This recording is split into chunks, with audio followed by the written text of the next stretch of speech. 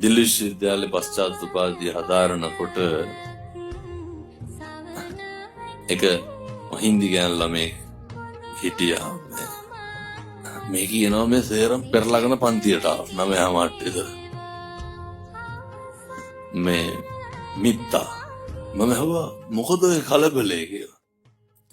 Phone එක පෙන්නනවා මේ මං හිතුවේ දෙසුත් උසලා පොළවේ ගහයි කියලා. බලනකොට